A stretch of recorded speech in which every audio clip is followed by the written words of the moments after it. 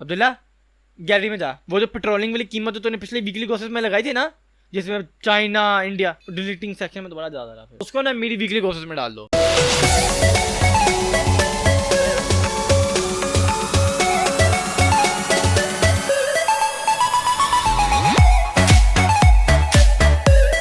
अस्सलाम गाइस, कैसे हैं आप लोग। तो आज की इस वीकली गॉसिप की वीडियो में आपको ये बताएंगे कि पाकिस्तान उसको ग्लोबल पावर इंडेक्स लेंगे कि ये सबसे सस्ता मुल्क है। पूरी दुनिया को पता चल गया कि पाकिस्तान से सस्ता तरीन मुल्क कोई भी नहीं है। ये एक प्रोपेगेंडा है कि चाइनीज इन्वेस्टमेंट जो है वो पाकिस्तान की इकोनॉमी को कब्जा कर लिया। और हमारी जेवलिन थ्रोअर, जिसको आज से 10 दिन पहले, बल्कि 10 भी नहीं 3 दिन पहले कोई जानता तक नहीं था, वो भाई साहब जो है वो ओलंपिक्स के फाइनल में पहुंच चुके हैं और उन्होंने एक कारनामा सर अंजाम कर दिखाया। और इस तरह की बहुत चटपटी खबरें मिलेंगी, तो चलिए शुरू करते हैं। ये पहली खबर है कि Pakistan is the cheapest country in the world, Afghanistan trails global index. अब जरा मैं आपको इसका पूरा मतन बताता हूँ। अभी इन्होंने एक ग्लोबल पावर इंडेक्स किया है जिस पे डाटा पूरे दुनिया के ममालिक से डाटा कलेक्ट किया और उसके बाद उन्होंने नतीजा अखज किया कि पाकिस्तान जो है वो दुनिया का सबसे सस्ता तरीन मुल्क है।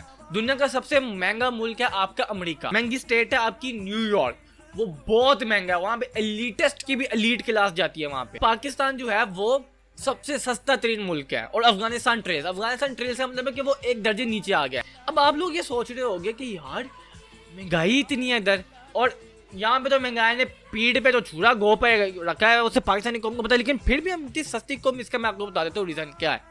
पिछली वीकली गॉसिप्स में जिन लोगों ने देखा है, मैंने उस पे ये पिक्चर लगाई थी कि पाकिस्तान का जो पेट्रोलिंग प्राइस है वो पूरी एशिया से सबसे कम है। अब आप लोग सोच रहे होंगे कि यार महंगाई का कोई पुरसाने हाल नहीं है इधर कुछ, और यहाँ पे इनकी स्टेटमेंट आती है कि पाकिस्तान सबसे फ्री मुल्क है पूरी दुनिया आ जो सारे।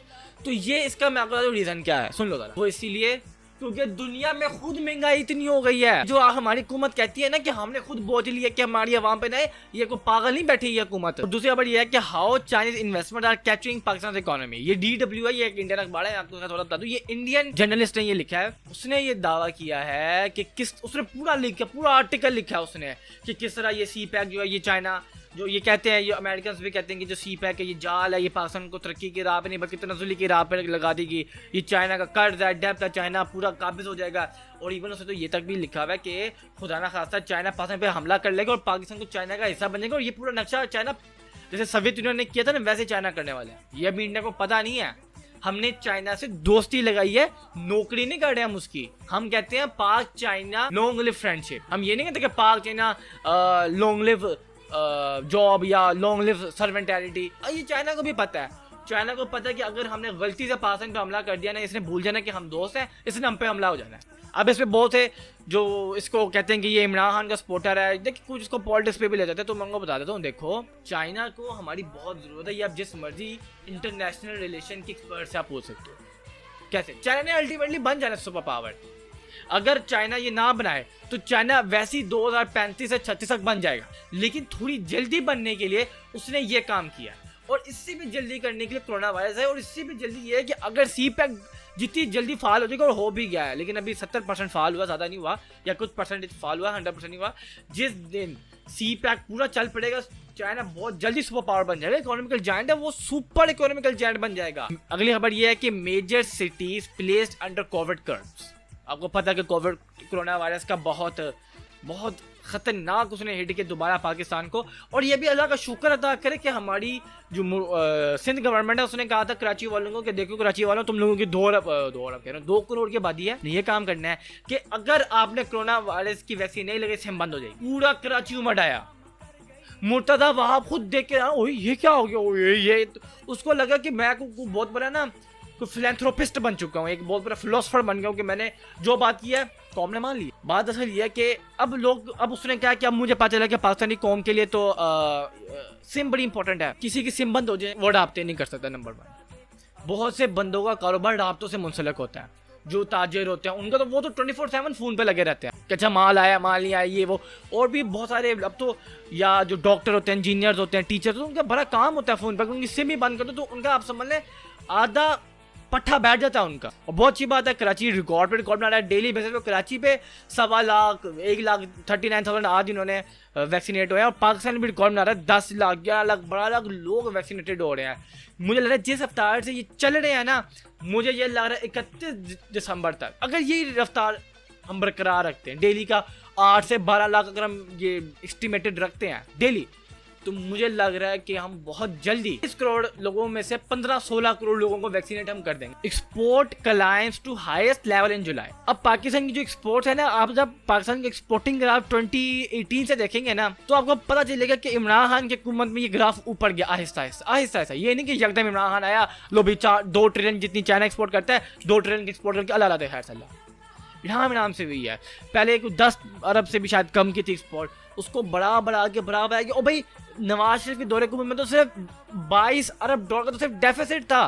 तो ये घाटा नवाज शरीफ और जरदारी की हुकूमत में चलता आ रहा था। ये अब इमरान की हुकूमत आई है जिन्होंने कुछ टैरिफ्स कम किए और थोड़ा सा मतलब फ्री ट्रेड जोन कुछ किया, इतना नहीं किया। मतलब अब ये नहीं कह सकते कि पूरी दुनिया है, मतलब कुछ हद तक करना शुरू हो गया आहिस्ता। Saudi Arabia freeze and 28 Pakistani prisoners. यार 28 पाकिस्तानी कैदियों को रहा कर दिया सिर्फ सऊदी अरब ने। पुरानी हुकूमतों में उनको जॉब्स नहीं मिलती थी, तो ये इलीगल रास्ते से ये जाते थे जॉब्स के लिए, पकड़े जाते तो जेल में बंद। ये जो अब इमरान खान आया तो उसने ये काम करना शुरू हुए हैं।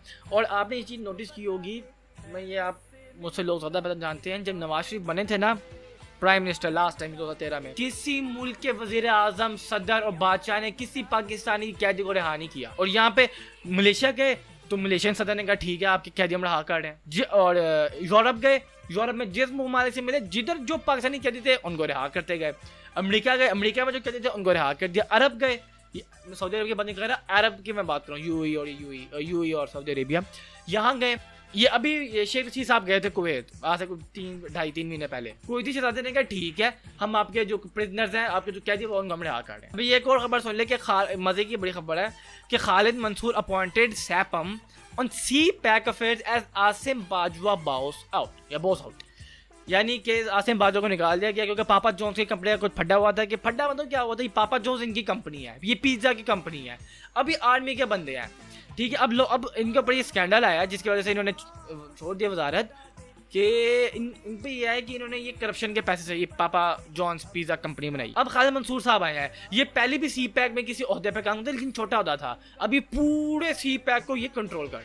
तो मैं इनको भी गुड लक विश करता हूँ खालिद मंसूर साहब को कि ये सी पैक की रफ्तार को इतना तेज कर दें कि ये अगले 3-4 महीनों में खत्म। ये और खबर, India and China to continue dialogue over disputed borders. देखिए चाइना इंडिया का आपको पता है, लद्दाख का सीन है, साइचिन का सीन है, और भी बहुत सारी सीन्स हैं उधर। फिर पाकिस्तान के साथ कश्मीर का इतना बड़ा कॉल है, कश्मीर कॉल। तो ये खबर बड़ी इस टाइम के लिए बड़ी अच्छी है, यानी कि जो उनके जो मुतनाज़ा इलाके उसके ऊपर उन्होंने मुज़ाकरात शुरू कर दिया। मुझे पता है मुज़ाकरात फिर फेल होंगे क्योंकि एक ताकतवर मुल्क और एक कमज़ोर मुल्क का मुकाबला ही नहीं हो सकता। यहाँ ये हो ना, अमेरिका और चाइना हो, अमेरिका रूस हो, रूस चीन हो, समझ यार ये सारे ताकतवर ममालिक हैं, ये कर सकते हैं। इवन बरतानिया भी हो ना चाइना के साथ, समझ जाती है कि यार ठीक है बरतानिया है वो काउंटर कर सकता है, उसके अंदर इतनी कैपेबिलिटी है। लेकिन इंडिया जैसा मुल्क यार, जो ये इंडिया वो मुल्क है जहाँ पे 1 अरब लोग सत्ता गुर्बत से नीचे चले गए हैं। इंडिया की आबादी 1 अरब कोई 37 से 41 करोड़ के लगभग है, उसमें से 1 अरब लोग सत्ता गुर्बत से नीचे चले गए हैं, बाकी इंडियंस कितने बचे। तो ये बहुत अच्छी बात है। और मजे की बात बताऊँ, पाकिस्तान, चीन और इंडिया, दुनिया कहते हैं कि यार यहाँ पे न्यूक्लियर वॉर हो सकती है क्योंकि चाइना के पास 300, पाकिस्तान के पास 180, इंडिया के पास 140, तो ये कोई 520 से 550 एटमी हथियार है, ये चलना एक भी नहीं है। मैं मजाक नहीं कर रहा, इनमें से एक भी नहीं चलना, क्योंकि इंडिया को भी पता है, चीन को भी पता है, पाकिस्तान को भी पता है क्योंकि ये ट्रायंगुलर खित्ता है, ये एक एटमी ट्रायंगुलर खित्ता है। इनको पता है अगर एक दफा एक एटमी मिसाइल पे दाग दिया ना तो यहाँ पे तबाही शुरू हो जाएगी। एक और खबर है, England red listed Pakistan while India is on white listed. देखो ये अब, लेकिन अब जो पाकिस्तान ने मुज़ाकरात कुछ किए हैं और पाकिस्तान का हाई कमिश्नर ने जो बरतानिया में जो है बहुत जॉनसन से मुलाकात की, तो उन्होंने दोबारा हमें रेड लिस्टेड निकाल दी। लेकिन ये इंग्लैंड ने हमें वार्निंग हमें दी है। अब क्या वार्निंग दी है, वो मुल्क जिसमें ये अभी हाल ही में 8 से 9% मारा गया रेट, और उसको रजिस्ट कर दिया है। और अमेरिका जहाँ पे 1.25 लाख के करीब केसेस आ रहे हैं, इंडिया में जिसकी तबाहकारियों से इंडिया पूरा तबाह हो चुका है, उसको जी कोई रजिस्ट नहीं किया, पाकिस्तान को कर दिया। बड़ी दुख की भी है और इसमें कुछ स्पोर्टमैन स्पिरिट भी आती है कि इसराइली जुडूका राज हेर्शको, ये उस यहूदी का नाम है, यहूदी औरत है ये, judoka Raz Hershko praises brave Saudi opponent for fighting hard, यानी कि जूडो कराटे ओलंपिक्स में हो रहे थे, ये जो टोक्यो में हो रहे 2020 में, उसमें इन्होंने बड़ी सॉलिडेरिटी दिखाई है, बड़ी स्पोर्ट्समैन स्पिरिट दिखाई है और इनसे मतलब गले लगे, हाथ ऊपर, जैसे वो ना स्पोर्ट्समैन स्पिरिट दिखाते हैं। ये तो एक पॉजिटिव साइड है, लोग यार स्पोर्ट्समैन स्पिरिट है, कितनी अच्छी बात है, ये वो है, ठीक, मैं मानता हूँ। लेकिन आप इसको अलग एंगल से देखें कि सऊदी अरेबिया, ये पहली दफा क्यों हुआ, क्या पहले कभी सऊदी और इसराइल का मुकाबला नहीं हुआ? ये ओलंपिक्स पता नहीं कब से हो रहे हैं, और सऊदी अरब तो 1932 का मुल्क है। जब आप इसका लबादा उतारेंगे तब पता चलेगा कि सऊदी अरेबिया ने डिक्लेयर कर दिया है, लफ्ज़ी डिक्लेयर नहीं किया, कुछ आपके एक्शन जो होते हैं ना वो वर्ड से ज़्यादा अहमियत के हामिल होते हैं। उनके एक्शन ने बता दिया, उनके जज्बात ने बता दिया कि हम इसराइल के साथ। टोक्यो की बात हो रही है तो ये एक और खबर है, Tokyo Olympics Pakistan javelin thrower Arshad Nadeem makes history, जिन्होंने फाइनल में क्वालिफाई किया। अब फाइनल का ज़रा सुन ले, बहुत से लोगों ने फाइनल देखा होगा, मैंने भी देखा फाइनल पहली दफ़ा ओलंपिक्स का। 12 लोग उसमें थे, उसमें से जो पहले जो 4 थे ना यूरोपियन, वो तो निकल गए। पहली थ्रो थी उनकी 82 मीटर्स की, बड़ी अच्छी थ्रो थी वो उनको लेके टॉप 5 में। फिर उनकी जो सेकंड थी वो नो बॉल, आप समझ, उनका जो पाँव था वो लाइन से आगे आ गया था और वो पीछे तो वो नो बॉल करा देगी, रिजेक्टेड, तो वो 9th नंबर पे आ गए। फिर तीसरे उन्होंने 84 फेंक के अपने आप को टॉप 8 पे कर लिया। फिर वो 70s में रहे, उनकी वो फिर आते गए क्योंकि बाकियों की भी नीचे होती गई, जो जर्मन्स थे और ऑस्ट्रेलियंस थे और चेक रिपब्लिक, वो भी नीचे होते गए। तो उनका मेडल में नाम आता गया ब्रोंज और सिल्वर के लिए। लेकिन जो इंडिया का नीरज था, ओ भाई 88 और 87 के साथ वो चला गया आगे। उसने जब 88 और 87 किया, उसको प्लस पॉइंट मिला कि अगर आप तीसरी करना चाहते हैं तो कर ले, वरना जरूरत नहीं है, उसने कर ली। गुरूर, तकब्बुर और जैसे आप कहते हैं कि ओवर कॉन्फिडेंट, वो 70 पे आ गया, वो नीचे आ गया है। फिर उसकी 2 थ्रो ने काम खराब कर दी, एक थ्रो जो 76 की थी और दूसरी थ्रो तो 75 से भी पीछे आ गई थी। और उसका कोच जो था वो पागल का बंदा, वो ऊपर चढ़ा हुआ था, वो नीचे आके बताता भाई तेरा हाथ बहुत ऊपर। देखिए मैंने कभी ये जेवलिन स्पोर्ट्स में फर्स्ट टाइम देखी है, लेकिन जेवलिन थ्रो मुझे समझ आई कि क्या चीज़ है, आपका हाथ इतना ऊपर नहीं जाना चाहिए कि वो हवा में लहराए। जैसे क्रिकेट बॉल जब हवा में चली जाती है तो 100% चांस होता है कि वो किल्ला उड़े, वो कैच आउट हो जाएगा। लेकिन अगर आप नीचे मारेंगे, लेकिन दूर मारेंगे, तो वो कभी कभार 69 मीटर का भी छक्का लग जाता है या 70 मीटर का भी छक्का लग जाता है। तो हाइट की बात नहीं है, डिस्टेंस की बात होती है, लेकिन फिर भी बहुत बड़ी बात है वो फाइनल तक पहुंचे हैं। और तल्हा तालिब भी फाइनल में पहुंचे थे, वो भी, उनकी भी 5th पोजीशन आई थी फाइनल में। तल्हा जो तालिब साहब थे, उनके साथ तो कोई कोच ही नहीं था, क्योंकि यार वो जो आदमी बैठा था पाकिस्तान के मलबूस में, वो कोच नहीं था, वो प्रेसिडेंट था, वो कोच के मलबूस पे बैठा हुआ था। और हमारा जो अरशद नदीम था, उनके वो जो डंबल सिखाए हुए थे, वो देख के मुझे शर्म आ रही। जो वज़ीर तवानाई है अरशद नदीम साहब को और बाकियों को भी 10 लाख इनाम देंगे, ट्रेनिंग करवाएंगे, स्कॉलरशिप देंगे। स्कॉलरशिप किसकी? ये पढ़ाई की स्कॉलरशिप नहीं है, ये स्कॉलरशिप देंगे, पता नहीं देंगे कि ये नहीं देंगे, ये है वो जब आएंगे तमाम 10 पाकिस्तानी बगैर किसी मेडल के, ये तब की बात है। स्कॉलरशिप क्या होगी, उनको भेजा जाएगा यूरोप, अब वो यूरोप में ट्रेनिंग करेंगे। तो बड़ी बात है कि वो फायदा पहुंचे यार, इतने कम मुआवजे में भी इतना, मतलब आप समझ लें कि इतना तैयारी किया लड़का, जाके पेपर में जाता है और फाइनल तक पहुंच जाता है। दुआ करें कि पासन करें और अल्लाह करे कि पाकिस्तान जो अगला गोल्ड मेडल और सिल्वर ब्रॉन्ज मेडल लेके आए। और अगर आपको मेरी वीकली गॉसिप पसंद है, लाइक शेयर कमेंट सब्सक्राइब कर दीजिएगा। मैं तो अपनी अगली वीडियो में, तब तक के लिए अलविदा। Bitch, you wanna wipe in a high zone, yeah. Bitch, you want a piece of the pie. Shitty bitch, won't you get it excite? I'm too drunk and high for this shit, baby.